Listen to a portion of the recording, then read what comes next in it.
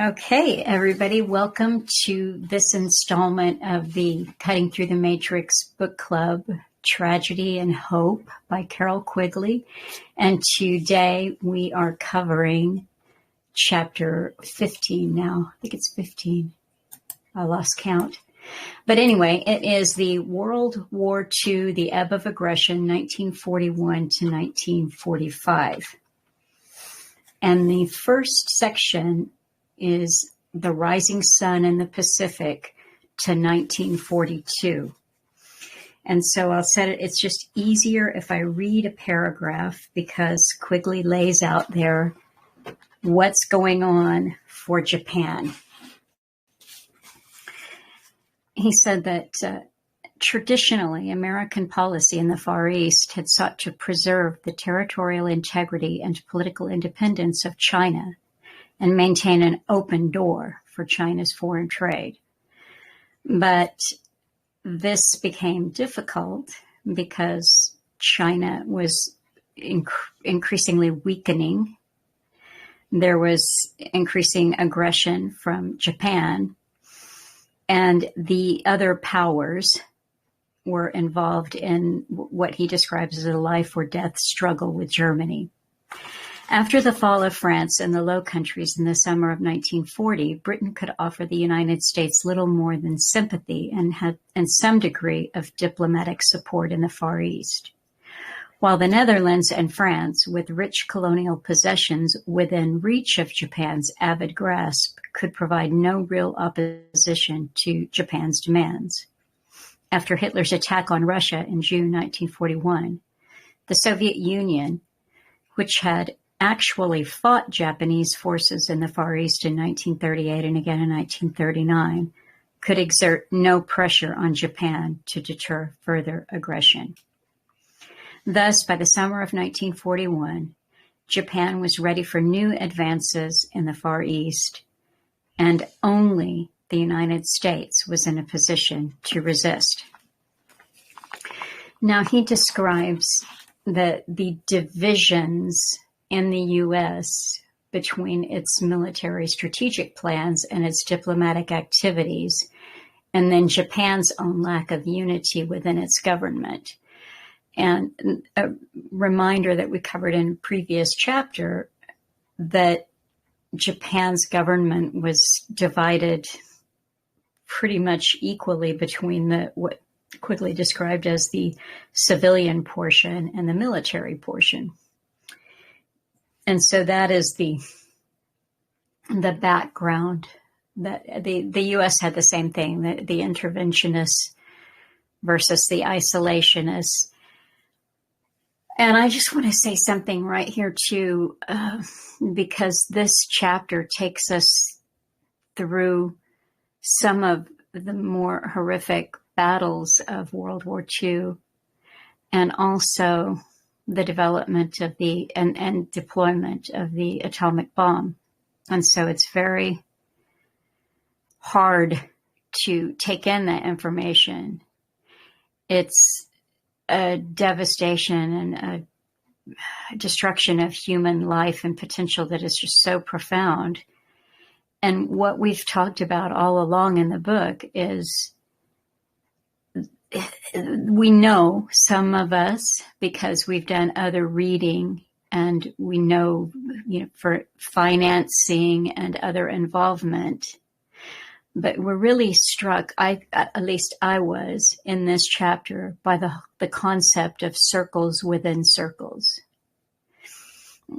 Quigley outlines national policy, country by country, but if you're reading carefully, you always get this nagging at the back of your head. That just doesn't sound right.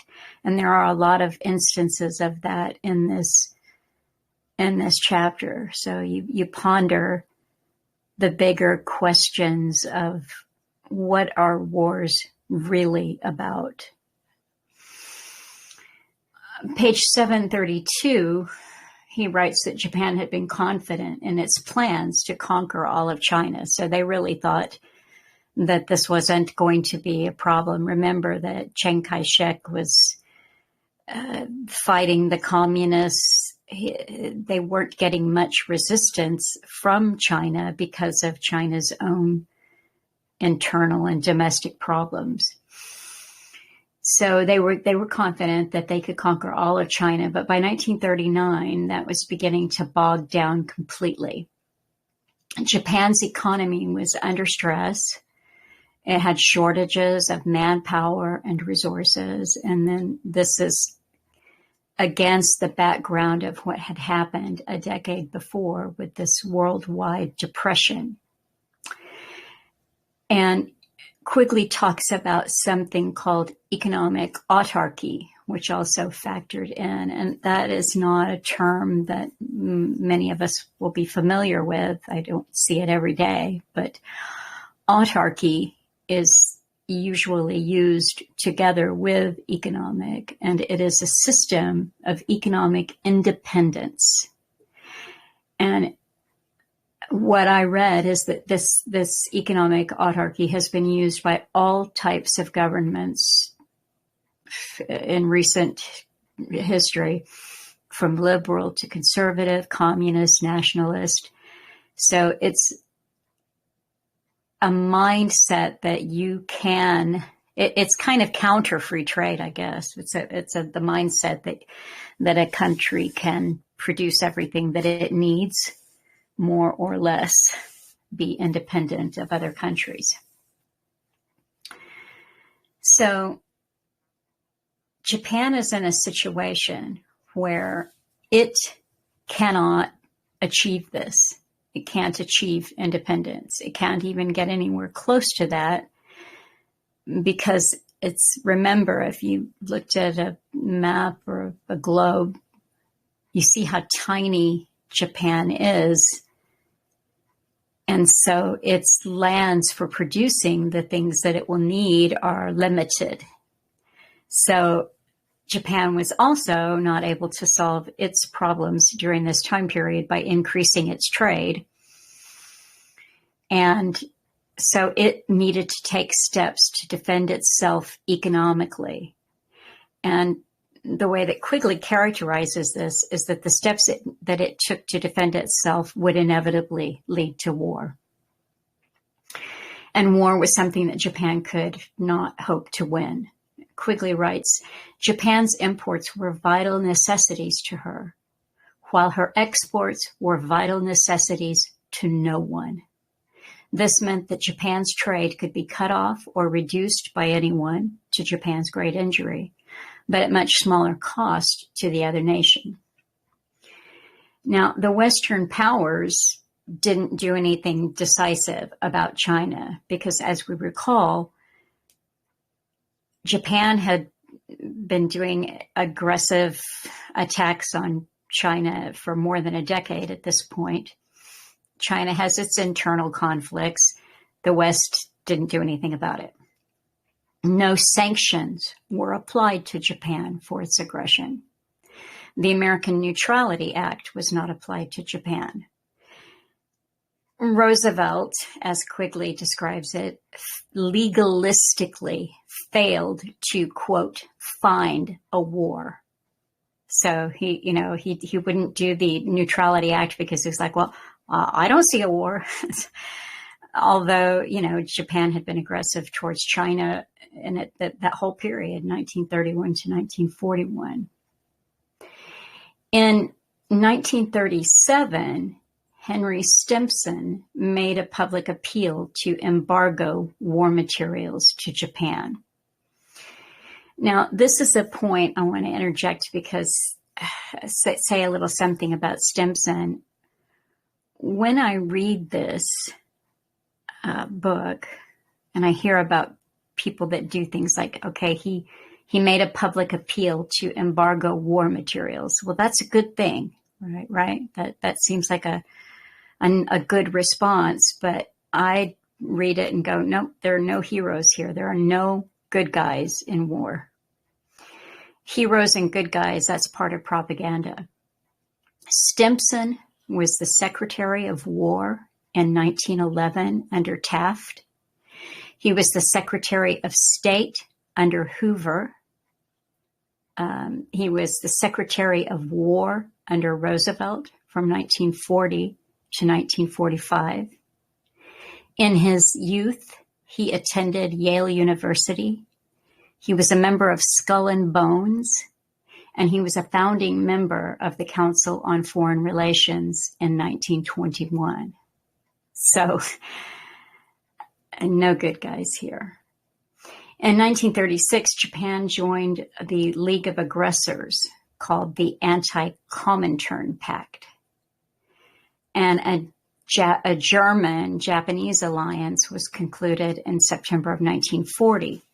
Now, Germany objected to all of Japan's aggressions in China, not on principle, of course, but because it weakened Japan's ability to help Germany with Germany's enemies.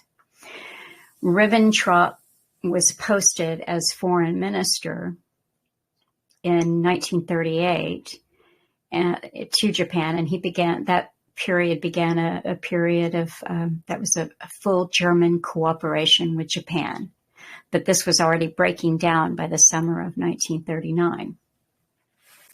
The Nazi-Soviet Non-Aggression Pact of August 1939 was an outright violation of the German-Japanese Anti-Comintern Agreement of November 1936. And in June of 1938, the U.S., meanwhile, was putting the pincers on Japan for its aggressions against China. So they're slowly starting to do something by what they called the moral embargo on the shipment of aircraft or aircraft parts, bombs, and then eventually they would extend the moral embargo to other crucial raw materials. Cordell Hull, I can't remember at the moment what his position, what his title was, but he had a economic policy that he presented to Roosevelt. Roosevelt approved it. This was December of 1939. And Quigley describes this as a mistake, his policy, because it was ambiguous.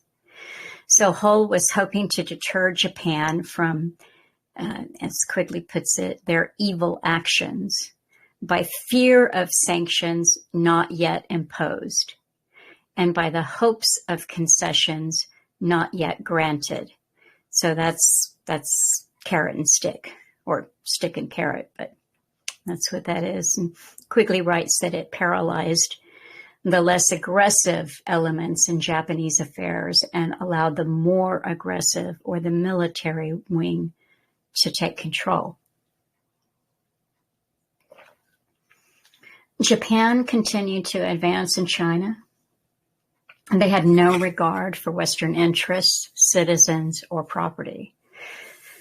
They set up a puppet Chinese government in Nanking in March of 1940. And in the winter of 1939-1940, Japan began making commercial demands on the Netherlands, East Indies, as well as a demand on France. And they said, to France, you have to allow Japanese troops to enter Indochina in order to cut off supplies that are going to China. And the Vichy government conceded at once to that demand.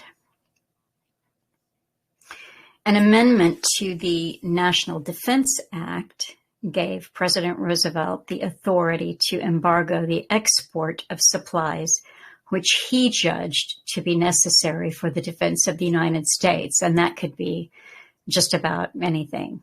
If you think about it, any raw material or finished product could be claimed to be necessary for defense. In June of 1940, Roosevelt added 2 interventionists on behalf of Britain to his cabinet. Henry Stimson, that's again the skull and bones CFR guy, and Frank Knox. So Roosevelt's administration were Democrats. He was a Democrat. And these 2 appointments of interventionists were Republican. I'm not sure that the interventionist isolationists were split right down party lines, but the way Quigley has described it, it would appear that Republicans were leaning towards being overall isolationists. And so these two gentlemen, Stimson and Knox, were exceptions to that, and it would be helpful to his administration bring the other party in. Quigley characterizes the move of bringing them in as a way for Roosevelt to convey to his more cautious audience that economic sanctions against Japan would bring about a Japanese retreat rather than war.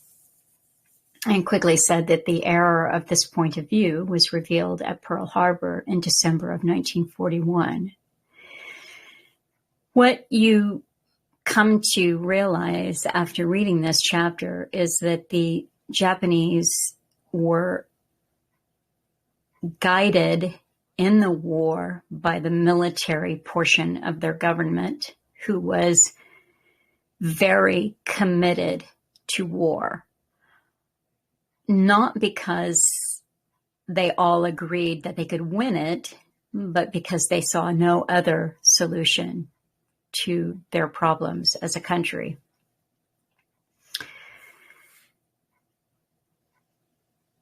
There were different ideas within the government of Japan about what strategies should be pursued in order to get what they needed resource-wise. But in the end, the faction that wanted to push southward to Malaysia and Indonesia prevailed. Those countries were weak and they were rich. Quigley described Japan's foreign minister at the time, Matsuoka, as fire-eating. He was visiting Berlin and advised not to make any political agreements with the Soviet Union. So he immediately left Berlin, went to Moscow, and signed a Soviet-Japanese neutrality pact on April 13, 1941. And discussions broke down with the Netherlands East Indies for concessions.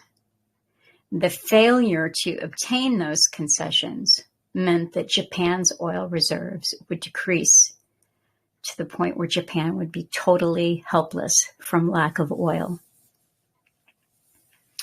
July 21, 1941, Japan's threats that they won from Vichy France the right to move troops into southern Indochina. This was a threat to British Malaya rather than the Burma Road in China. And so, because the United States are allied with Britain, the U.S. froze all of Japanese financial assets in the U.S. So now Japan found itself in a position where its oil reserves would be gone in 2 years. So they made a decision, the Japanese, to make war in 1941. But to continue to negotiate with the U.S. into October. So the civilian portion of the Japanese cabinet continued negotiating with the U.S. while the military portion was preparing for war. The Japanese leaders, since they had given the order to attack Malaysia and Indonesia, were fully aware, they understood clearly that this meant war with the U.S. and Britain. So they made their next step, their next plan was the project to attack the American fleet at Pearl Harbor, rather than waiting for the American fleet to come after their fleet in the southwestern Pacific. The civilian who was conducting negotiations in Washington, D.C. at this time was a gentleman named Nomura. And Quigley described that the negotiations were strange because it was unlikely that Nomura had been informed of the Japanese plans for war. But Quigley writes that he couldn't have failed to understand what was happening. And so he may not have been explicitly told, but he would have had to get it because he did receive instructions from his superiors in Japan that an agreement must be reached by October if peace were to be preserved. Quigley writes, the Americans had a clear view of the situation because they had broken the secret Japanese codes and had Nomura's instructions from Tokyo before he did.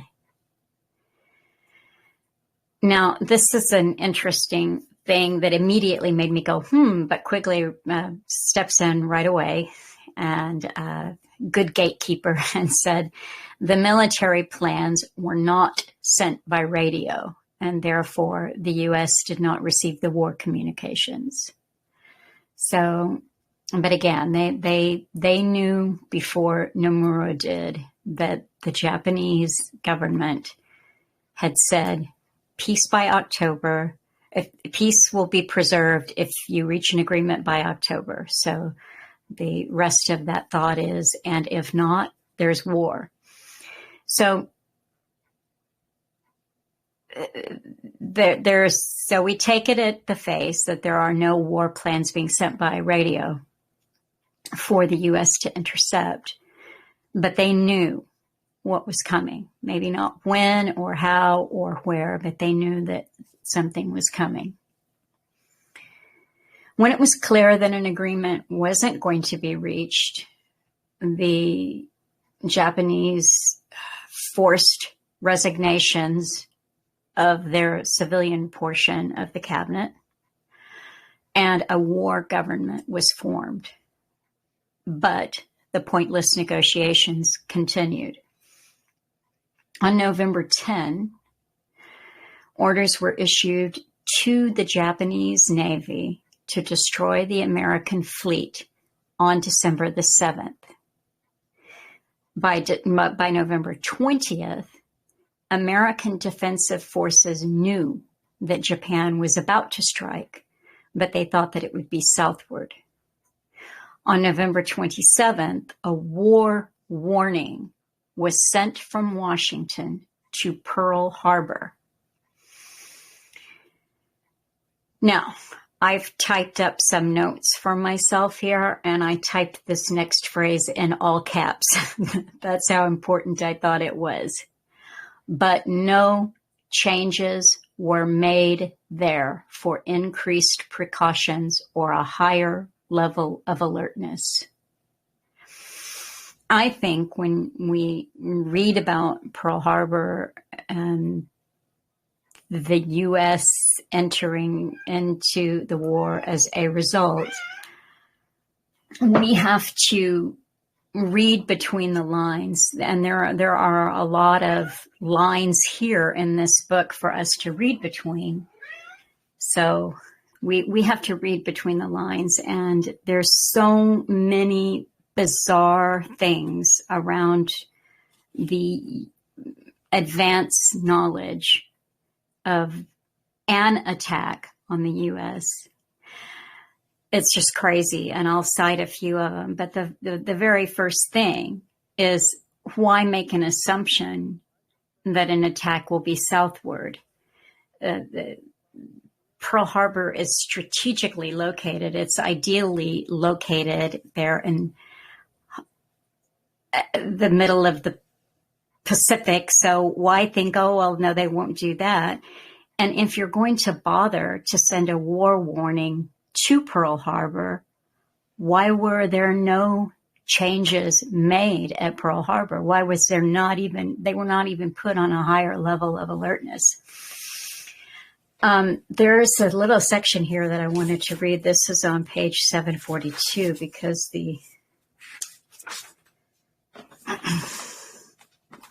it's just unbelievable, really. Okay. So after saying that they had made no changes, they didn't go on a higher level of alertness, Quigley writes, fortunately, the 3 carriers of the American Pacific Fleet were not in Pearl Harbor on the morning of the attack, but the Japanese had detailed anchorage sites for the vessels which were there, including 7 battleships and 7 cruisers. The Japanese attack force consisted of 6 carriers with 450 planes escorted by 2 battleships, 2 cruisers, 11 destroyers, 20 regular submarines, and 5 midget submarines. This force, in complete radio silence and without encountering any other vessels, sailed 11 days in a great northward circle from the Kuriles to a point 275 miles north of Pearl Harbor. From that point, at 6 a.m., on December 7, 1941, was launched an airstrike of 360 planes, including 40 torpedo planes, 100 bombers, 130 dive bombers, and 90 fighters. The 5 midget submarines dropped from larger submarines were already operating at Pearl Harbor and were able to enter because the anti-torpedo net was carelessly left open after 4:58 a.m. on December 7th. Okay, that reminds me of like the camera was out in Jeffrey Epstein's cell, you know. I don't buy it. They've had a war warning sent to them. It's bad enough they don't make war preparations or a higher level of alertness, but they just carelessly left the anti-torpedo net open after 4:58 a.m. It's a very specific time. These submarines were detected at 3:42 a.m.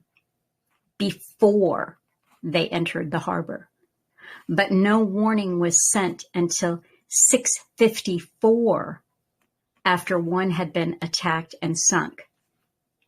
Okay, so for almost 3.5 hours, a submarine has entered the harbor and no warning has been sent until an attack has already been made. The vessel's been attacked and sunk. This is crazy. It's not believable. About the same time, an Army enlisted man using radar detected a group of strange planes coming down from the north 132 miles away, but his report was disregarded. At 7:30, an enlisted sailor noticed 24 planes about a mile over his ship, but did not report it. Okay. Now, I mean, think about it. If you were an enlisted sailor and you noticed 24 planes a mile over your ship, but you didn't report it, and then subsequently there was a huge loss of life, ships sinking, men dying, would you go to your superior and go, hey, gee, I feel really bad, but I didn't tell you what I saw? I mean, this is just, it's like a piece of interesting fiction. Finally, after all of this attack is going on, let's see if I can find this next place. The attack. Okay, so in the next half hour, these early arrivals from the Japanese carriers were joined by others, and at 7:55, the attack began. So how many, I mean, I've lost count of how many warnings and screw-ups there were, but at 7:55 a.m., the attack began. Within 30 minutes, the battle line of the Pacific Fleet had been wiped out. The American losses included 2,400 men killed, almost 1,200 wounded, 4 battleships sunk, 3 others badly damaged, many other vessels sunk or damaged, hundreds of planes destroyed on the grounds. He goes on to describe all of the losses.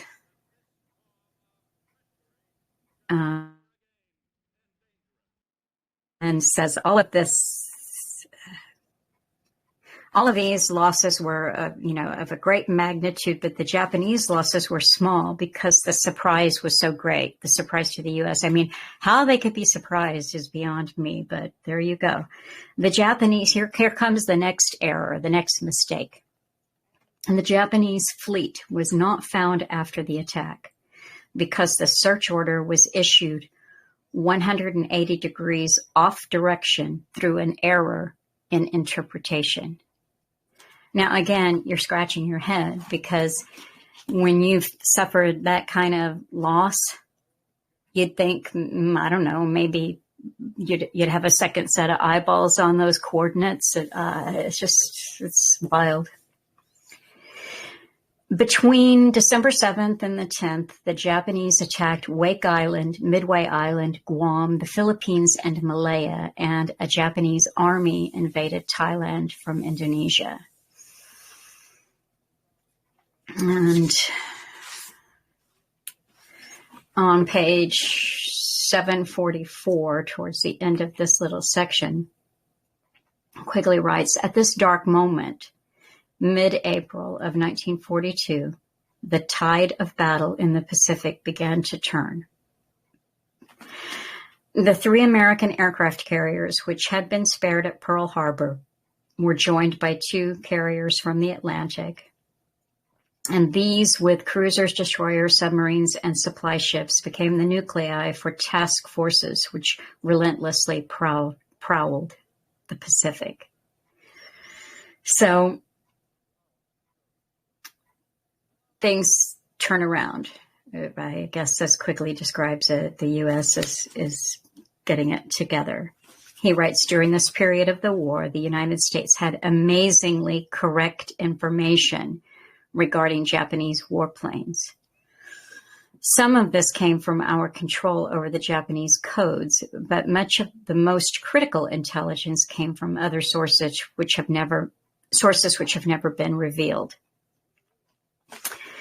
So that I'll kind of leave that section at that. But before I go on to the next, it's just my comment there is, again, reading between the lines, because all during the negotiations in October, they didn't have the war codes, but by April, they've gotten a hold of them. Quigley doesn't say how, but they've got, he writes, amazingly correct information regarding Japanese warplanes. Some of this came from our control over the Japanese codes. So I didn't have time to investigate and see when the U.S. got control of the codes, but for me, it really feels that the circles within circles and the inner circle idea is at work here. I think we have an inner circle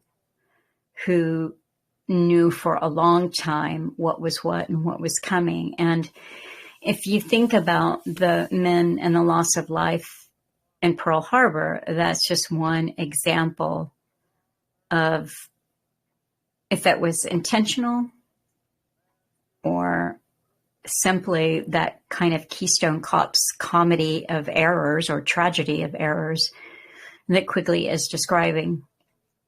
What I'm struck by throughout this whole book really is how expendable troops are, cannon fodder. It's just very, very clear. That is what enlisted men are. So the next section is called The Turning Tide, 1942 to 1943, Midway, Alamiein, French Africa, and Stalingrad. And you have to excuse if I mispronounce something. That's just the way it is. The first turning point in the war between the U.S. and Japan occurred at Midway, June 4, 1942. And then the second turning point was reached in the defeat of the Italo-German attack on Egypt. And that was November the 2nd, 1942. Now, I had made a note here that I wanted to read just a couple of sentences about the Battle of Midway. Quigley writes, the Battle of Midway arose from a Japanese trap, which was supposed to destroy the rest of the Pacific Fleet, but resulted quite differently. Whatever illusions the Japanese army may have had, the Japanese Navy fully recognized that it could not possibly win in the Pacific until the American fleet was totally destroyed. To achieve this, a trap was set to draw the fleet out from Pearl Harbor by the threat of a Japanese amphibious invasion of Midway Island from the southwest. When the Americans hurried out to attack this invasion fleet at Midway, they were to have been destroyed by the planes from 4 Japanese carriers lying in ambush 200 miles northwest of Midway. The ambush was reversed because Admiral Chester Nimitz at Pearl Harbor had a clear picture of the Japanese plans. And again, Quigley doesn't tell us how he got this clear picture, but he had a clear picture of the Japanese plans and sent his own carriers out to spring on the Japanese carriers from a point 200 miles northeast of their position. So I won't read this whole section, but quickly describes in detail what the Americans did, how the Japanese were taken by surprise. During most of 1942, the British were clinging to their lifeline across the Mediterranean from Gibraltar to Malta and Egypt by what Quigley calls a fingernail's margin. The German Air Force controlled the central Mediterranean. British forces in Egypt had to be supplied by the longer route from going around Africa. The island of Malta was pulverized by the air for 19 months. The fighting in the central Mediterranean was intense because both sides needed that area to control communications. From their base in Libya, the Axis struck at Egypt 3 times, and Britain made 3 counterattacks. By a series of smashing blows, Rommel advanced eastward to Egypt, and he destroyed most of the British armor along the way. But Rommel's supplies were dwindling. The British Navy was being driven from central Mediterranean. The defense of Egypt was being built up by the Africa supply line. And many light tanks and trucks, mostly from the U.S. under the Lend-Lease program, were coming into that region. General Auchinleck attacked Rommel in November 1941 and relieved Tobruk, and then forced the Germans back to El Agheila. Rommel counterattacked, and he advanced eastward, and then he finally stopped at El Alamiein, and that was just 60 miles short of Alexandria, Egypt. In August, General Montgomery replaced Auchinleck, and he was well armed with everything the U.S. could spare. So he attacked the Axis forces while Rommel was absent. He was away in Germany. Rommel subsequently returned shortly after, but he couldn't stop the rout. And by November the 20th, he had lost Benghazi and was retreating. The American invasion of North Africa, which was called Operation Torch, began on November 8, 1942. Operation Torch was a joint British-U.S. operation, but Britain's role, they were reluctant to advertise their role in the invasion because they didn't want to antagonize the French. Now, the French, if we remember, air quotes, Free France de Gaulle, the Britain had kind of befriended General de Gaulle, and he didn't have any sway in North Africa. And then the Vichy government had General Giraud, and he had very little influence in North Africa. So I guess the Americans thought that to stop the fighting, it was necessary to make a deal with Admiral Darin, a Frenchman, but he was a Nazi collaborator. This deal was struck by General Clark on behalf of General Eisenhower and Ambassador Murphy on behalf of President Roosevelt. And then they struck the deal with Darin on the grounds of military urgency. It appears that this was a weak excuse, military urgency, because commands were not obeyed in Morocco and Oran, and only partially obeyed in Algiers. The German reaction to the Allied invasion of North Africa took an anti-French direction that was so drastic. French quickly says that French resistance to the Americans or British would have been deemed pro-German, and so it was unlikely for any patriotic Frenchman. So a deal was, but at any rate, this questionable deal they made with Darin, he said it was soon swallowed up by the swift pace of other events, and also the fact that Darin was assassinated by his French enemies on December 24th. Operation Torch was under the overall command of General Eisenhower, and it involved landing at 3 points: on the Atlantic coast of Morocco near Casablanca, with a force that was coming from North America. And then the 2 other landing points were on the Mediterranean coast in Algeria, coming from England. There were many obstacles, and I quickly described a few of them, but the operation was a success. All 3 landings were a success. Hitler's reactions were vigorous. All of France was immediately occupied by Nazi forces. German airborne troops occupied Tunisia. January 1943, Roosevelt, Churchill, and their combined staffs met in secret conference at Casablanca. The English didn't want to commit to a cross-channel invasion of Europe, nor did they want to commit to any offensive action against Japan. Or, in fact, as quickly said, the English didn't want to commit to any long-range planning at all. Cross-channel operations were postponed. Britain agreed that they would keep up air pressure on Germany, allowing the U.S. to take offensive actions against Germany that would not jeopardize the priority given to attacks on Germany.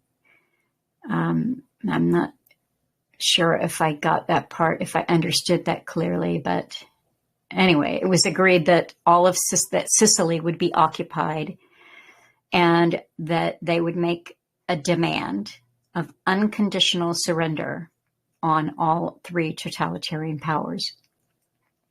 While the Allied leaders were meeting in Casablanca, the Soviet forces were inflicting a great defeat on Hitler in Eastern Europe. Hitler had this one single aim of capturing the oil fields of the Caucasus. The German forces were supposed to drive along the north shore of the Black Sea, pass through a bottleneck, a heavily populated bottleneck at Rostov, and then capture the Soviet oil fields. So to protect the northern flank of this long drive, then other German attacks were ordered further north toward Voronezh and towards Stalingrad on the Volga River. The Germans reached Grozny, but they did not capture the chief oil fields. Scores of Soviet divisions were destroyed. Hundreds of thousands of Soviet prisoners were captured, but no vital injury was inflicted on the Soviet Union. Suddenly, after this is July 18th, after 7 weeks of advance, Hitler ordered the capture of Stalingrad. All forces had been put on the Caucasus offensive, so this attack that Hitler ordered on Stalingrad could not begin until September 12th.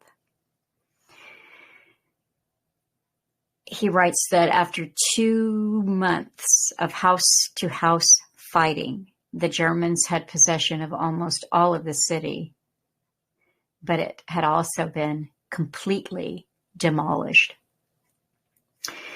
In late November, the Russian counteroffensives that were going on north and south of Stalingrad broke through Romanian armies on either side of the German 6th Army, and then they joined together on the rear of the German 6th. Now, this next part is just so terrible. It's just a horrible story, but it's war. Hitler forbade retreat or any effort by the 6th Army to fight its way westward out of the trap. So it's just crazy, but he said, no, you're staying there.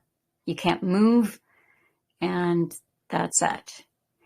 Then he undertook he said that he was going to supply the 6th Army by air with their supplies that they needed until new German forces could break in and relieve the 6th.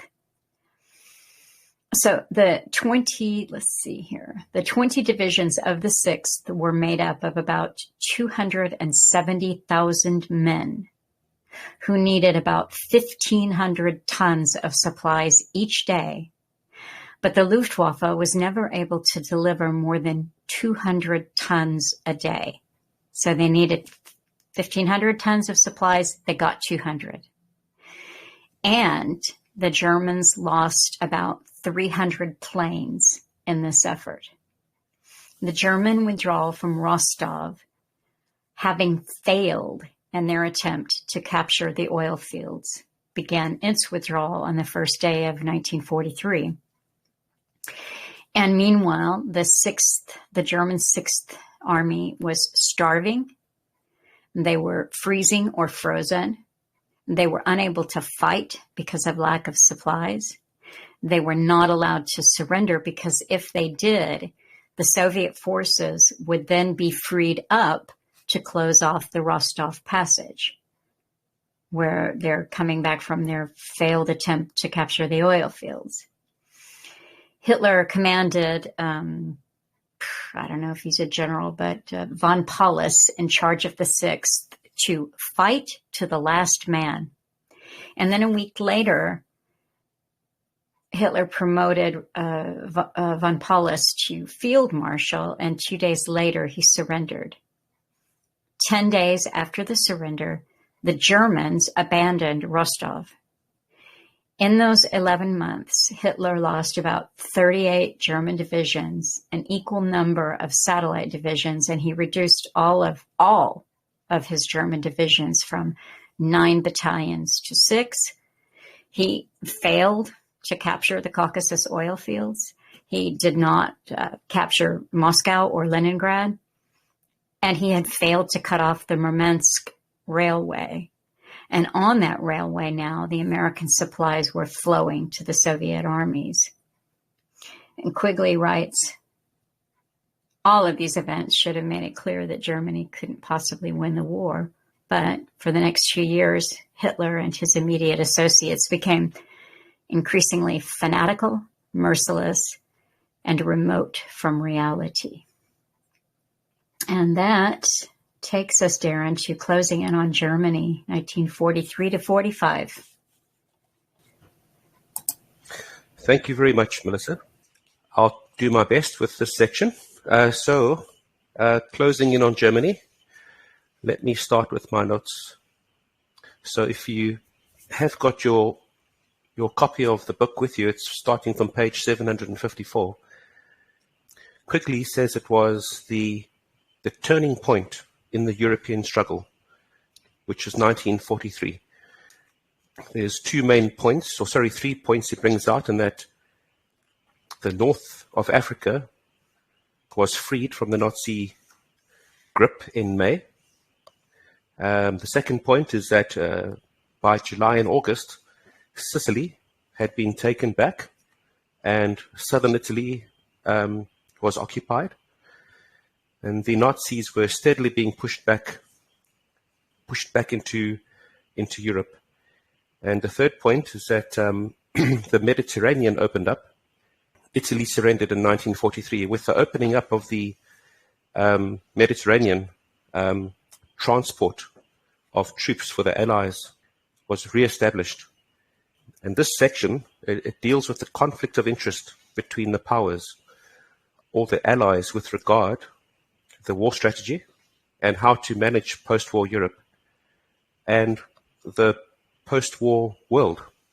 That is the real gist of this chapter, and it takes you in a sort of, it gives you the picture of the interests between the great powers. And the great powers, it was the UK, it was the US, it was Russia, and the US insisted on making China or labeling China as a great power, even though it was quite backward. The problem is that although Russia was an ally to the UK and the US, Russia had its own interests. And so there was a lot of gamemanship between the amount of support that would be given Russia to their own expense in order to try and make sure that Germany was crushed, but they couldn't rush it. They couldn't emphatically defeat Germany too quickly, because it would put, as we'll see, it put Russia into the pound seats, where they could claim an enormous amount of territory. So the public were given a view of a united front, that these great powers were harmonizing very well, but behind the scenes there was a lot of posturing, a lot of distrust, a lot of conflict of interest. Wartime strategy dominated the discussions between the great powers, but towards the latter half of the European theatre of war, the focus really was on post-war policy, and the chapter really focuses on that. This section focuses on that mostly, because it's really what would happen after the war ended would set foreign policy. It would set economic trading. It would set the nature of government well into the future. In general, what we see is that Stalin and Churchill, or Russia and Britain, were far more understanding with regard to this sphere of influence and relative cooperation between the great powers. However, from the American standpoint, Roosevelt and his group tended to be a lot more idealistic. They wanted to focus on centering the world's general geopolitical interests, to manage them through the likes of a United Nations. And so they didn't quite work too well with Britain. But as we'll see, what this section also helps to show you is where the Cold War essentially got its legs. The precursor to the Cold War was firmly established with regards to what was going to happen post-war. So we'll get there. So from 1941 to 1943, there were two problems that were seen with regards to how to tackle Germany. The first one was, should the European war receive priority over the Pacific War? From Britain's point of view, it was absolutely essential to draw the American attention to Europe. The second point was that should Germany be attacked indirectly by a large-scale aerial bombing, by blockade and guerrilla forces, or be invaded with infantry, large-scale infantry via the Channel, the English Channel, or from the Mediterranean through southern Europe. The answers given to these strategic questions, especially the last one, played a major role in establishing the post-war political settlement in Europe. The Allies, what we all learned is that they made a few blunders where they could have secured a greater share of Central and Eastern Europe. But due to the chess game at stake, they gave a little bit too much away to Russia. So the key points is that Roosevelt wanted to run post-war policy through a United Nations setup, whereas Churchill and Stalin were far more interested in blocks or spheres of influence and power. They had a far more realistic view of the world.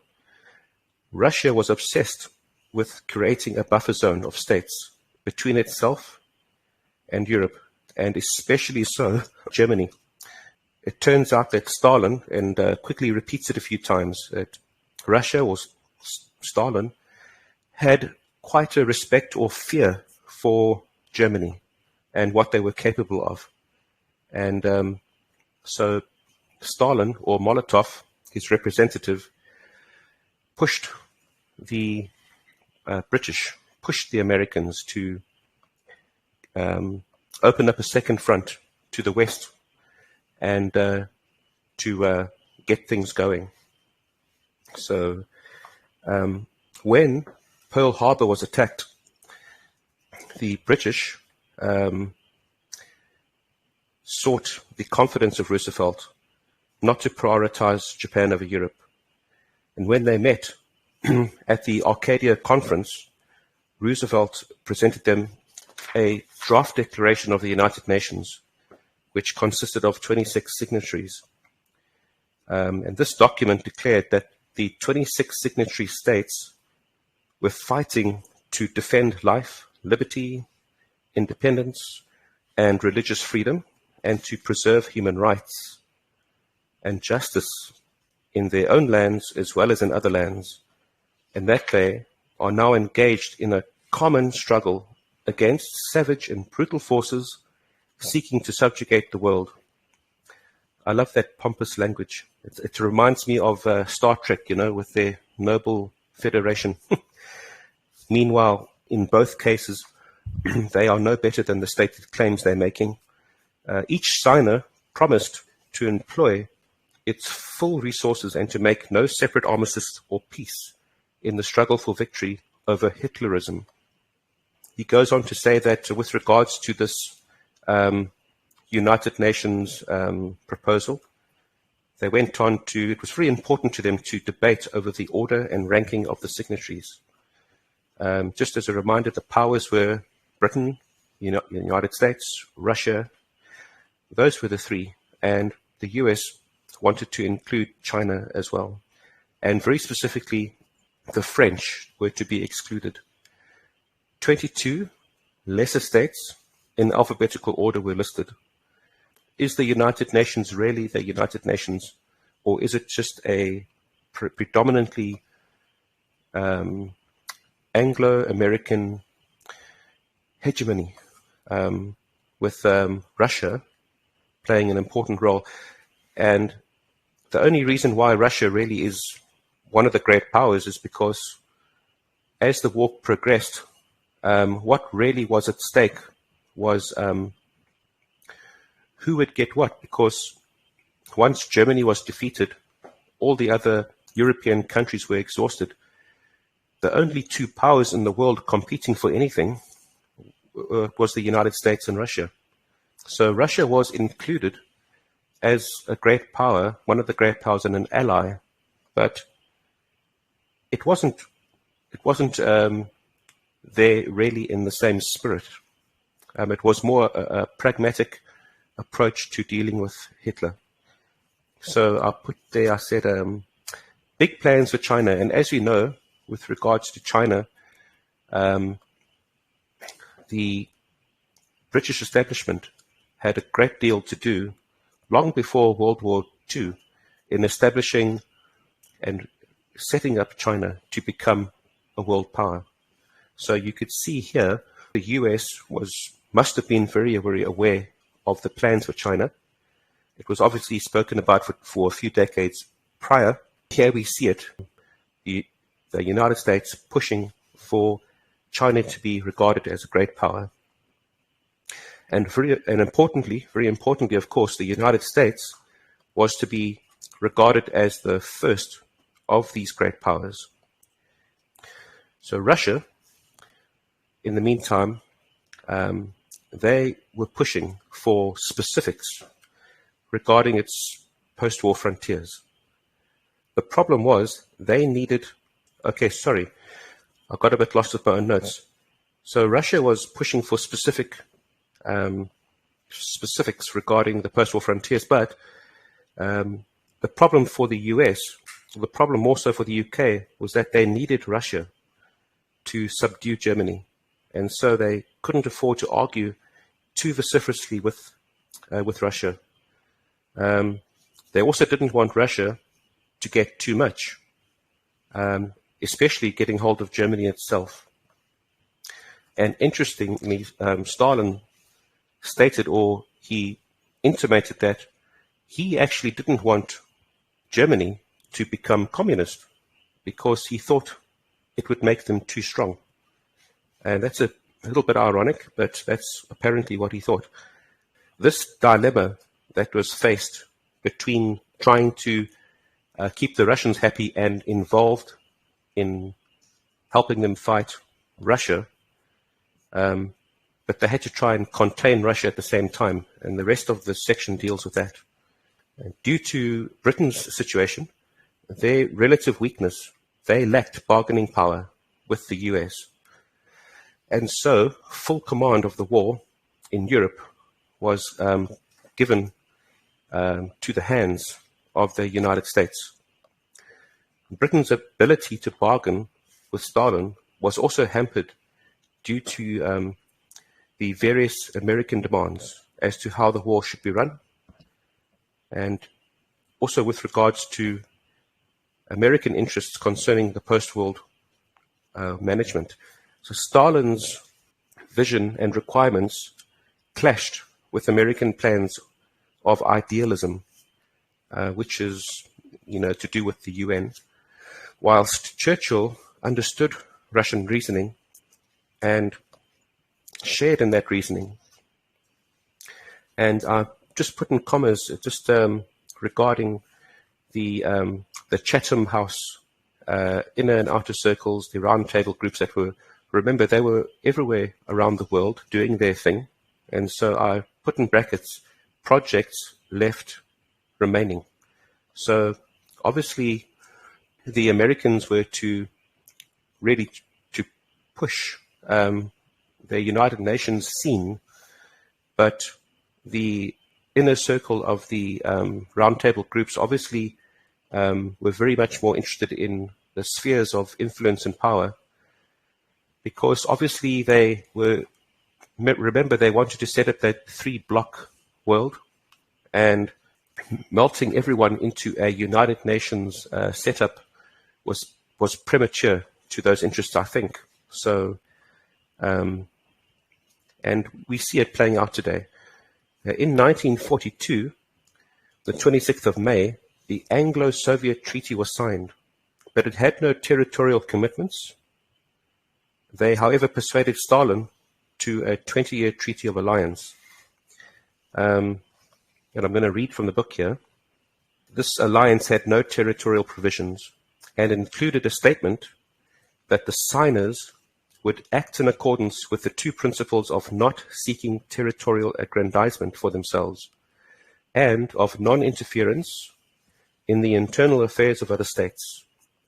Although the Soviet Union accepted the terms of the British alliance in 1942, their suspicions of the West were still high, and their relations with Britain became increasingly unfriendly, reaching a critical stage by 1943. In Moscow, there was fear that the West wished to protract the war in order to bleed both Germany and the Soviet Union to death. So you can see this grand chessboard, as Brzezinski would call it, how these guys are trying to outwit each other. It was feared that this end could be obtained if American supplies to Russia were placed at a level sufficiently high to keep Russia fighting, but insufficiently high to allow her to defeat Hitler. To avoid this, Moscow continued to insist with unreasonable repetition on the need to increase Lend-Lease supplies to it, and above all on the need to open a second front on the continent by an immediate Anglo-American invasion of Europe from England. Judging perhaps that American psychology would work along the same lines of power politics as their own, a mistake which the Japanese, with considerably greater reason, had made in the months before Pearl Harbor. The Russians could not conceive that the United States would grant sufficient aid to Russia to permit a speedy defeat of Hitler, since such a policy would almost inevitably leave the victorious Soviet armies supreme in Eastern and probably also in Central Europe. As a matter of fact, while some Americans unquestionably did think in terms of power politics and may in a few cases have gone so far as to prefer a Hitler victory over Stalin to a Stalin victory over Hitler, such people were very remote from the centers of power in the American government. At those centers of power, there was complete conviction in the value of unrestricted aid to Russia, the speediest possible defeat of Germany, and a full cross-channel invasion of Europe as soon as possible. However, it quickly does reveal later in the section that it did come to light that despite America saying these things and wanting these things, there was still behind-the-scenes competition and worry and concern about who would get what. So they really were worried about Stalin gobbling up too much of Europe. So Molotov pressured the US-UK groups to invade from the West immediately, which was practically impossible at the time. At the time of the summer of 1942, it was a relentless pressure. They just kept going at it. And eventually the Americans came in and also put extreme pressure on the British government to get going with a cross-channel invasion of mainland Europe. So the British had to try and delay this expectation to invade mainland Europe. So they came up with a alternative ideas to dealing with Germany to try and stall. To relieve pressure on Russia, they took the option to start with putting pressure on Hitler's North African operations, and that was around the 25th of July, 1942. And as we learn, Stalin was enraged and not a happy chappy, and he saw it really for what it was. He realized it was a stall. The Russians were afraid that the Anglo-Americans were playing games to ruin Russia, to ruin Russians' plans for its post-war frontier and buffer zone. The British were not too keen to invade at such a scale. And I'll just read from the book again, page 758. The difficulties of such raids. So there was the difficulty of, launching a scaled invasion across the Channel. Reading from the book, the difficulties of such raids were shown on August the 9th, 1942, when a force of 5,000 men, mostly Canadians, landed at Dieppe and suffered 3,350 casualties in a few hours. The Americans, especially General Marshall, were convinced that Germany could be defeated only by a cross-channel attack and advocated one on the largest possible scale at the earliest possible date. So, in other words, they had to go big or stay at home. He points out that compared to the British, the American outlook with regarding the European war was purely military. It was guns a-blazing, weapons, soldiers on the ground. The diplomacy aspect was not on the plate. See here. They were eager to defeat Germany and end the war. This is the Americans, to end the war as soon as possible, and had little time or energy for political problems or post-war planning. The British, on the other hand, were much concerned with political issues and the way in which the post-war situation should be influenced by strategic and military actions earlier. The Soviet leaders, to some extent, represented a combination of the two other points of view, and they could do so because there was no such divergence between their military and political, or between their wartime and post-war aims. Well, that's true for Russia. It's a communist dictatorship. They didn't have to placate too many people at home. So, Britain's fears were that of retaining the United States military partnership after the war ended. Remember, after World War I, the US resorted to a strict isolationist policy, and it took an enormous effort from Britain to persuade the Americans to get involved in World War II. And so they were very, very worried about the same thing happening again.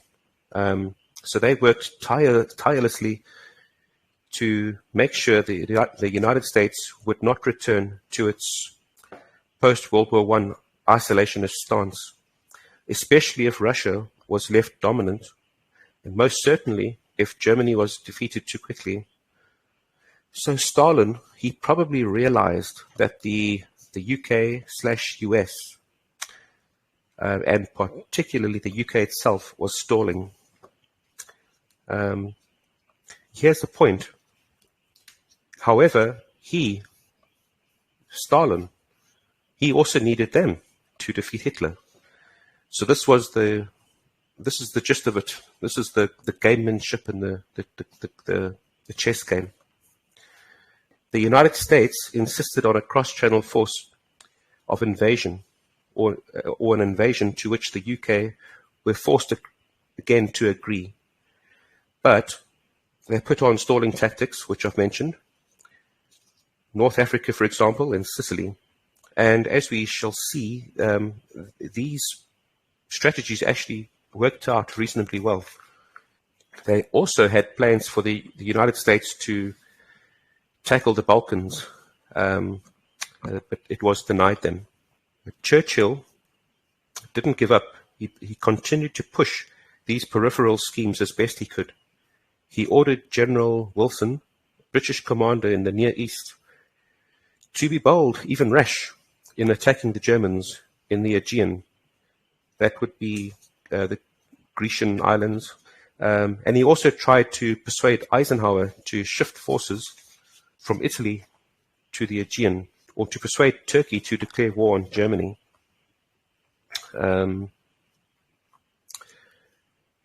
Let's see.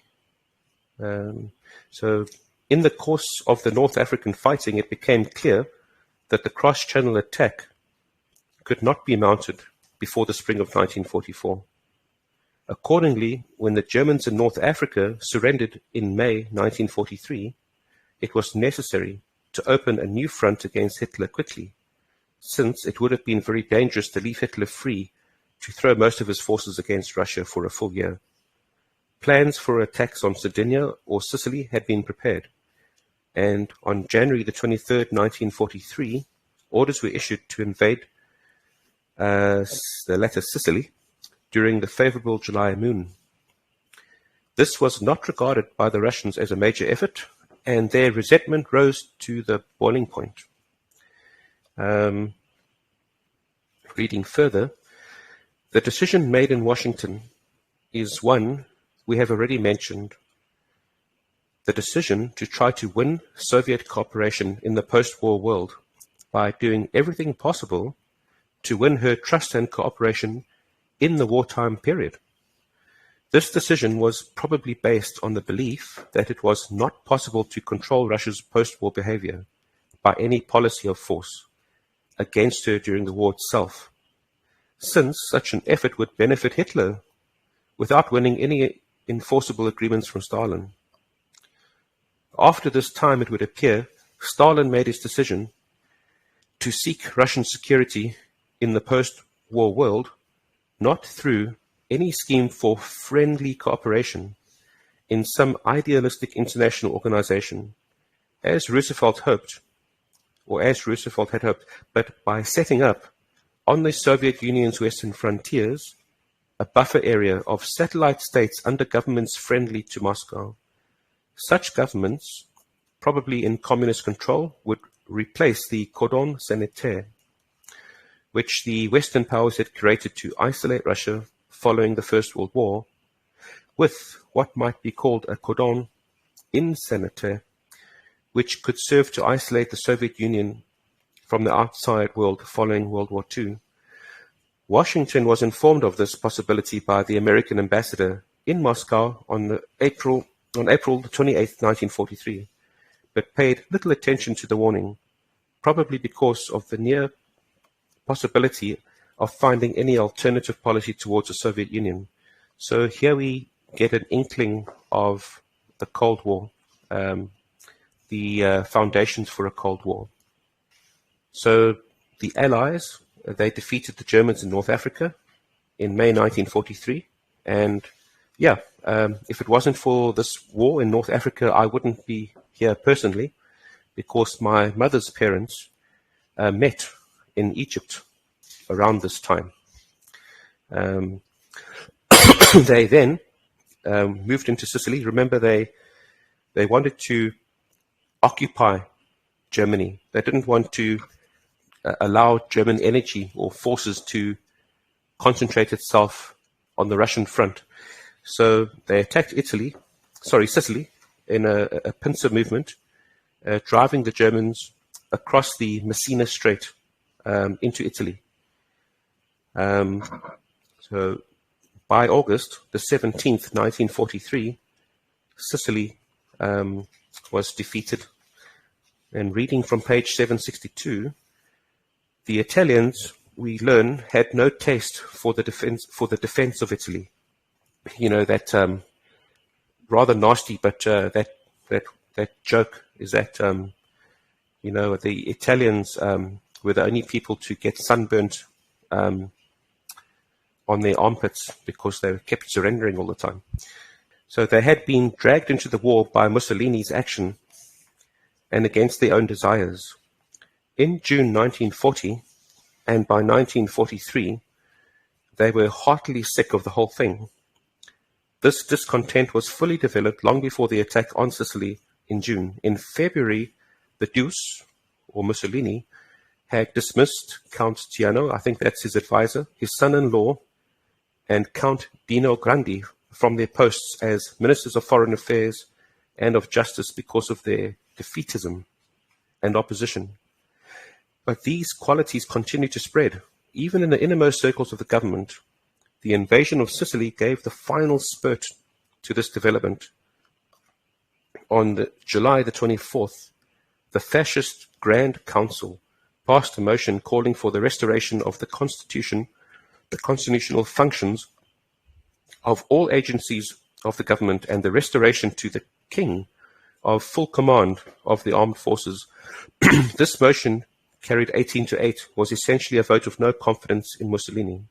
The following morning, the king demanded the Duce's resignation, and as he was leaving the palace, he was arrested. The fall of Mussolini on July the 25th, 1943, after being in power for over 20 years, did nothing to improve Italy's position.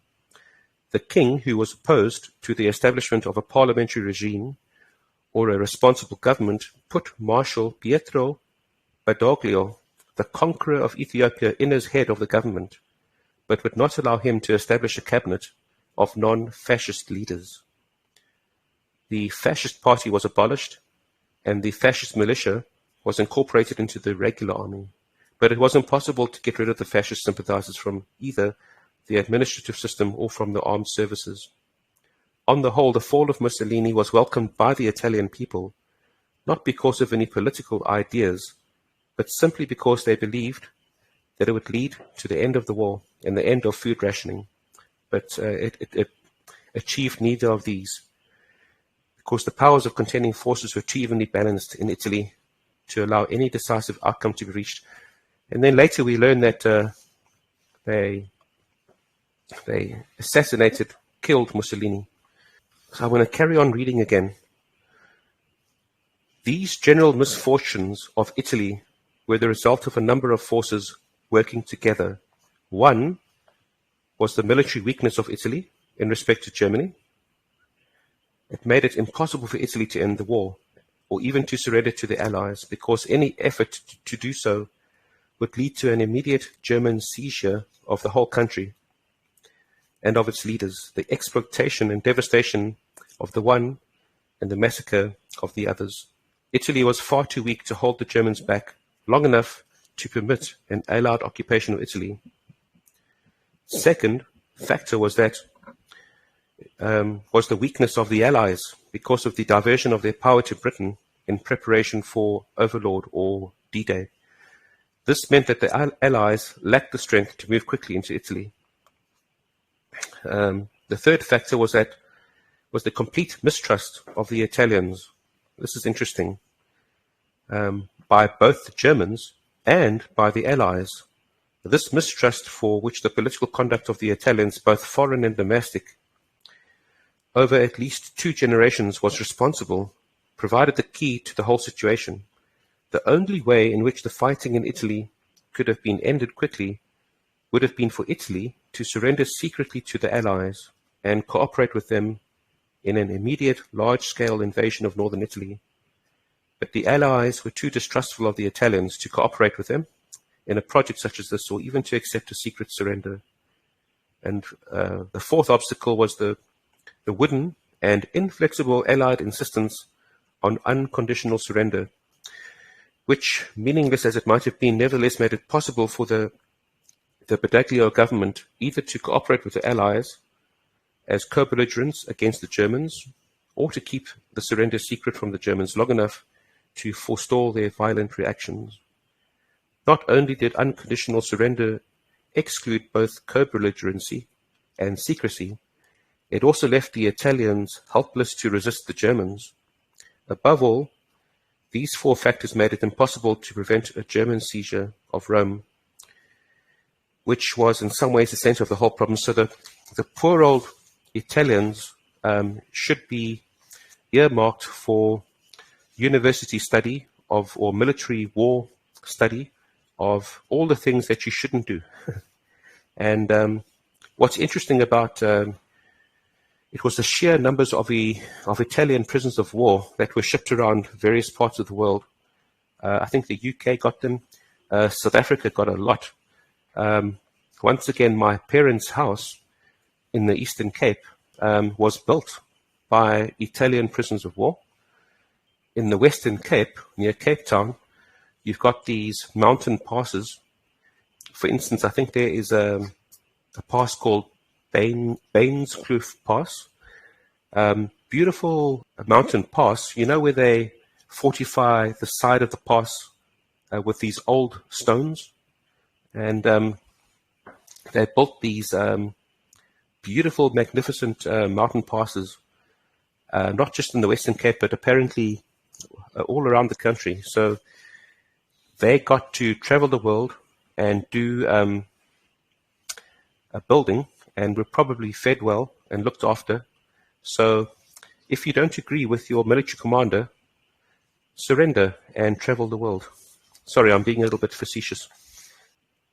Okay, let's go here.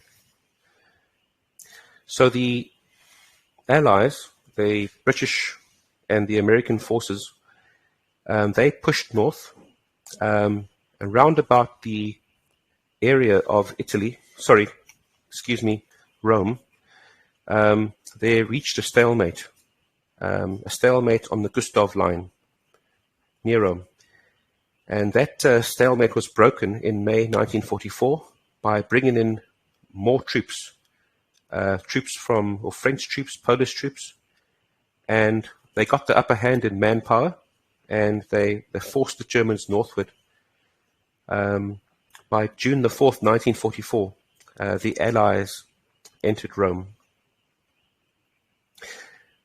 Due to the fall of Italy and Mussolini, the impetus was reawakened in focusing on post-war plans.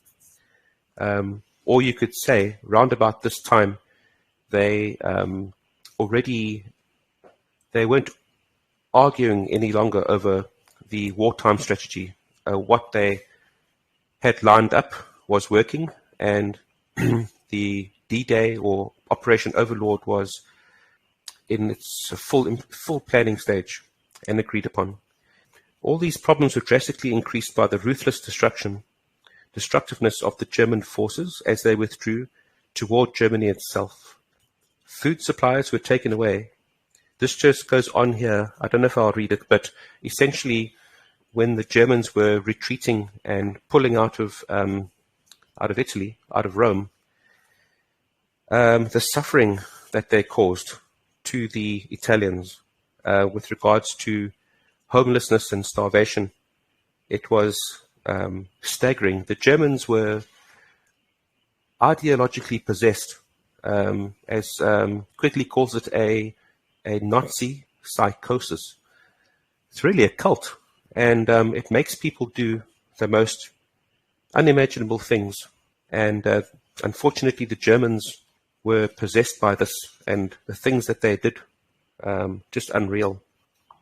On the other hand, Americans had weak political interests and narrow ideological training, and were eager to avoid problems such as forms of government, patterns of property distribution, or nationalistic disputes. It is then not surprising that American post-war planning and the problems to devote their energies to the more practical task of material survival. On the political, legal, or ideological problems, the American liberators had little to offer beyond rather vague and idealistic praise of democracy, private ownership, and freedom. So, quickly just mentions on page 769 that after the Nazi-Soviet division of Poland in September 1939, a Polish government in exile was established in France and later in London. The agreement between Germany and Russia was to divide Poland between the two of them. Essentially, both the Axis powers, particularly Germany, and both Russia, they didn't really treat Poland as if it existed. They both would have preferred to have, and particularly Germany did go quite a far way to try and wipe the Poles out completely. So Russia had received half of Poland, with 13 million of Poland's 35 million inhabitants, and they incorporated these areas into the Soviet Union, imposing Soviet citizenship on the inhabitants, and forced over 1 million of them to go to other parts of Russia to work in mines, in factories, or on farms. Most educated or professional persons among the Poles were arrested and put into concentration camps, and the captured officers of the Polish armies. Yeah, you see people who are thinkers are the major threat. In the meantime, the portions of Poland taken by Germany had been divided into two parts, of which the western, with 10.5 million inhabitants, was incorporated into Germany, and the rest, 11.5 inhabitants, and including Warsaw, was organized as the Government General of Poland under German administration. This was to the east. The Nazis sought to force all ethnic Poles into the Government General partition of Poland to exterminate either directly or through the exhaustion and malnutrition of slave labor all the educated elements among the Polish people, and to murder without compunction the country's large Jewish population. So, talking about Poland, there was a Polish government, as we've heard, in exile in London. It was not recognized by the Axis powers or Russia, and they pretended Poland had ceased to exist, and so were at loggerheads as to who would get what from Poland. Post-war planning, therefore, was critical at this time, but as we know, Germany and Russia are now at war with each other. So, due to the fighting, the war between Germany and Russia, the Soviet-Germany agreement, it was cancelled. And the Russians extended diplomatic relations to the Polish government in exile on July the 30th, 1941. And I'll read again. A general amnesty was granted Polish citizens imprisoned in the Soviet Union, and General Władysław Anders was allowed to organize a new Polish army from the Poles in the Soviet Union. Efforts to create this army were hampered by the fact that about 10,000 Polish officers, along with about 5,000 Polish intellectuals and professional persons, all of whom had been held in 3 camps in Western Russia, could not be found, in addition to at least 100,000 Polish prisoners of war out of the 230,000 captured by Soviet forces in 1939, had been exterminated in Soviet labor camps from starvation and overwork, and over 1 million Polish civilians had been similarly treated. Constant obstacles were offered by the Soviet authorities to the efforts of General Anders to reconstruct a Polish army in the east. When rations were cut to 26,000 to feed a force of 70,000 soldiers and many thousands of Polish civilian refugees, Anders obtained permission to evacuate his force to Iran in March 1942. It was this group which fought so well the following years in Italy and in Western Europe. I'll carry on reading. As soon as Anders' forces left Russia, the Soviet leaders began to organize a group of Polish and Russian communists into a so-called Union of Polish Patriots, which sponsored a Polish language radio station and a new communist-controlled Polish army in Russia. In January 1943, Moscow informed the Sikorsky government, his name was Władysław Sikorsky, in London, that all Poles originating from the provinces occupied by Soviet forces in September 1939 would be regarded as Soviet subjects. So right there, Stalin is laying down the line. He's saying what's going to happen. While Soviet-Polish relations were deteriorating, the German radio suddenly announced on April the 13th, 1943, that German forces in occupied Russia had discovered at Katyn, near Smolensk, Russia, mass graves containing the bodies of 5,000 Polish officers who had been murdered by the Soviet authorities in the spring of 1940. Moscow called this a Nazi propaganda trick and declared that the Polish officers had been murdered and buried by the Nazis themselves when they captured the officers and the locality by overrunning this Soviet territory and its concentration camps in August 1941. Long story short is that these Polish officers were indeed butchered by the Russians.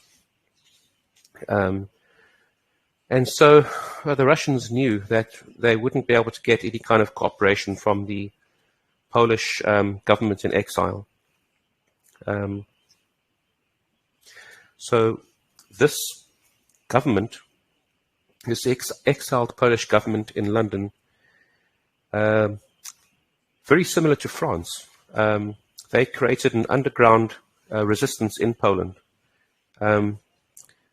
They were very organized. They had schools, courts, government, army, etc. And they would undermine the efforts of the Russians in Poland, and they also had a lot to do with dealing with Polish collaborators with the Nazis. We learn that the Nazis had definite plans before the start of World War II to exterminate the Poles. Let's see here. This Soviet-Polish relation crisis turning point. Okay, so here's also a major, this Polish event plays a large role into reinforcing the faction between Russia and its other two allies, the great powers. Russia was showing its cards. It was definitely putting the cards on the table as to its intentions to what it was pushing for in Central and Eastern Europe. And this was a turning point, as quickly points out, in the relations between these three powers. So by March 1943 onwards, Russia actively built up its sphere of influence in Poland, and the Americans began to finance Poland's exiled government in London, to govern underground organizations in Poland. And once again, that is, you can see now the Cold War beginning. You've got the Russian activity in Poland, and now you've got the counter-American financing of the resistance to that. And that pattern has just continued ever since. Quigley goes on to tell us details about how the Germans went about exterminating the Poles from 1939 to 1940. Essentially, Poland resisted bravely. The situation in Poland was very similar to France, except a whole lot worse. The Germans weren't trying to exterminate the French. So Poland showed unbelievable courage and the morale to continue against incredible odds. So you have to feel a lot of sympathy and a lot of respect for those Polish people. If the strategic decision of 1943 had been made differently, to postpone the cross-channel attack and instead to concentrate on an assault from the Aegean across Bulgaria and Romania toward Poland and Slovakia, the post-war situation would have been quite different. This we can say with assurance, even though we cannot say with any certainty what the difference would have been. And Churchill understood this very, very well. And he was trying to get that point across to the Americans. But once again, they were in a difficult situation. In the course of 1943, while Roosevelt, Churchill, and Stalin were still devoting their chief attention to the conduct of the war, their foreign ministers, Cordell Hull of America, Anthony Eden of Britain, and Molotov of Russia, were giving increasing attention to planning for post-war problems. The chief of these problems and there were 9 of them, was the economic mobilization of the victor powers. 2.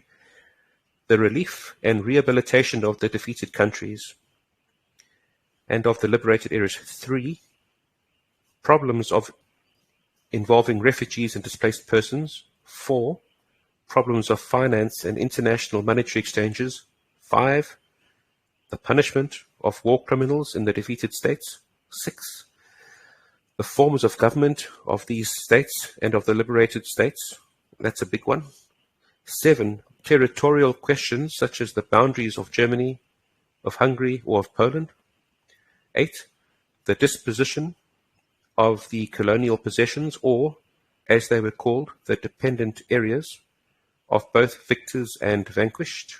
And 9. The problem of the post-war political relationships of the victorious states and of the world as a whole. Now, these 9 points, if they were argued too strongly between the great powers, it could have destroyed the partnership, the Allied partnership. So, although these points were discussed, they were tentative. They didn't want to upset Russia too much. So, conflict was avoided in order to not jeopardize the war effort. I have to read again. Some of these things you can't really appreciate if you paraphrase them. So, on page 773, it has frequently been argued in recent years that failure to reach any agreement on the territorial and governmental settlement of Eastern Europe while the war was still in progress meant that these questions would tend to be settled by the military situation in existence at the end of the war, with little consideration for questions of legality, humanity, freedom, nationalism, the rights of small states, or other factors which were mentioned so frequently in the Allied wartime propaganda. Specifically, this meant that the Soviet armies would undoubtedly dominate Eastern Europe once Germany was defeated, and that these armies could make a settlement based on force unless the Soviet Union had been compelled, before the complete defeat of Germany, to make agreements with its fellow allies for some more desirable settlement in Eastern Europe. These arguments usually assume that the Soviet Union was reluctant to make an early agreement on this subject, and that it could have been forced to do so because of its need for American supplies during the fighting. This assumption implies that America should have threatened to reduce or cut off Lend-Lease supplies going to the Eastern European.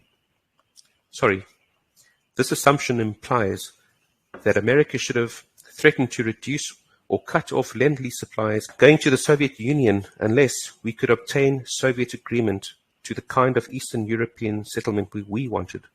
These arguments are based on the hindsight and not on any realistic understanding of the historical facts as they developed. I think we've learned so far why that is. The Allies needed Russia. Russia didn't realize exactly how much they needed Russia at first. So there was a back and forth and a lot of distrust. And so it prevented the Allies from making in air quotes, the correct decisions for the long run. It is now clear from published documents that the Soviet Union was eager to obtain some early agreement on the Eastern European post-war settlement, and that both the United States and Britain were reluctant to make such an agreement, apparently because of the fear that we could do so only at the price of extensive concessions to Russia at the expense of the smaller Eastern European states. We were unwilling to use our control of Lend-Lease supplies to force concessions from Russia, because any reduction of such supplies, by weakening the Soviet Union's resistance to Germany, would increase Germany's ability to fight the Anglo-Americans and would lengthen the war. Moreover, Soviet ideas on the Baltic states and the eastern frontiers of Poland were so rigidly uncompromising that no concessions could have been obtained on these points, except perhaps by reducing Lend-Lease shipments to a degree which the Anglo-Americans in their own interests were unwilling to do. I've highlighted a further area to read, but I think we've covered it already. I'll just read this. The blunt truth which was faced by the Anglo-American leaders throughout the war was that full-scale Soviet resistance to Germany seemed essential if the Nazis were ever to be beaten, and that what seemed at the time to be lesser or more remote considerations had to yield to that fundamental fact. Winston Churchill in June 1941 had welcomed the Russians as allies against Hitler with the statement that he would be ready to ally with the devil in hell if the devil was ready to fight Hitler.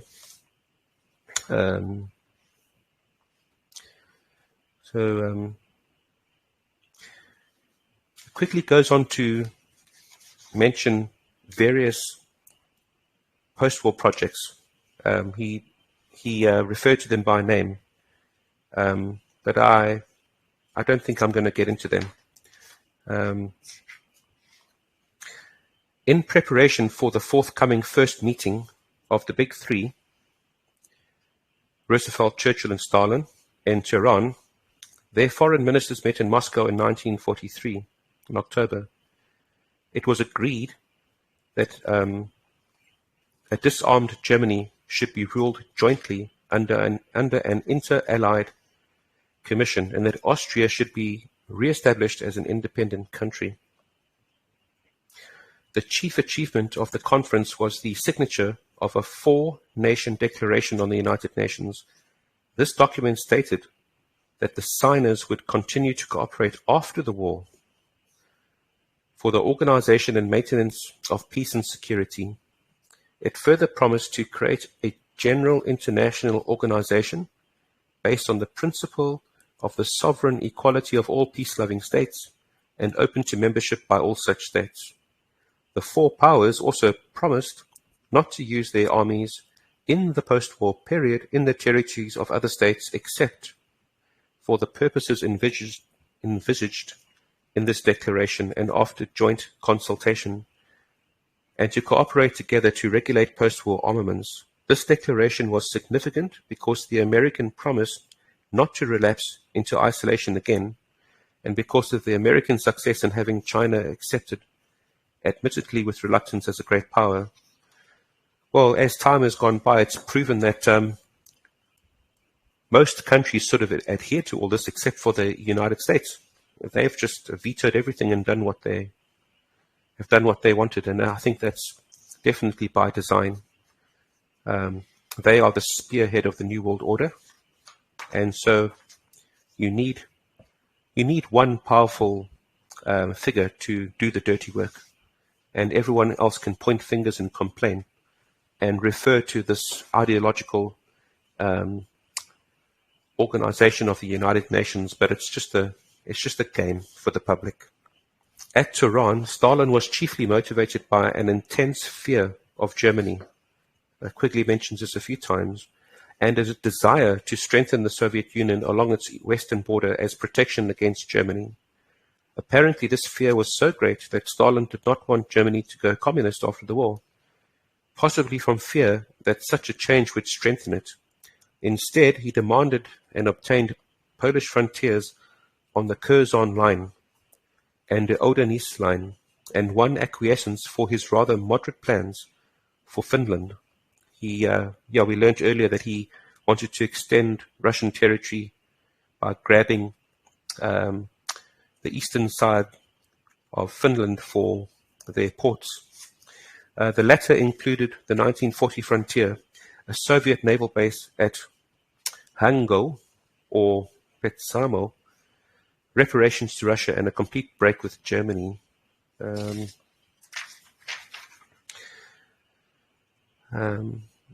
So this promise of Stalin to support the United States against Japan opened up the US to focus on Project Overlord. Yeah, Stalin also agreed to assist America regarding Japan after Germany's defeat, as America couldn't rely on China. Okay, yeah, America needed Russia more than Russia needed the US. And so Roosevelt had limited bargaining power with Stalin. Yeah, so with this promise of Stalin to support the US, the Allies really went to a task at focusing on Operation Overlord. Quickly then takes you through some of the Eastern European states. He takes you through Yugoslavia. He takes you through Romania. In Yugoslavia was divided. There were two parties to Yugoslavia. You had the Chetniks. They were an exile government in London, and they were under the control of General Raza Mihailović. And you had the partisans, which were leftist, communist trained, led by Josip Broz, or otherwise known as Tito. I remember reading into Tito. I don't know why, it was quite some time ago, but he was a nasty, ruthless, bloodletting character. So ultimately, the British decided to side with Tito because Tito was more willing to fight Hitler. And so the Allied supplies actually went to the partisans, which sealed the fate of post-war Yugoslavia. The Italian forces in Yugoslavia were defeated by the Anglo-American victory in Italy itself, while the German forces were ultimately expelled by the advance of Soviet and Bulgarian forces from the east in the winter of 1944 to 1945. Nevertheless, the Tehran decision to shift Allied supplies from the Chetniks to the partisans was of major significance in forming post-war Europe. So quickly just shows us that, the Allies had a choice. Once again, at the risk of losing Russian support, they chose Tito. And so post-war, Yugoslavia was Soviet. So I am breaking the videos into two parts here because we had a really long chat on Saturday the 26th. And when I bring you the second part, Darin will be getting into talking about D-Day. He will conclude the section on closing in on Germany, and then I will cover a section which was closing in on Japan, and that will all be in part 2. So thank you.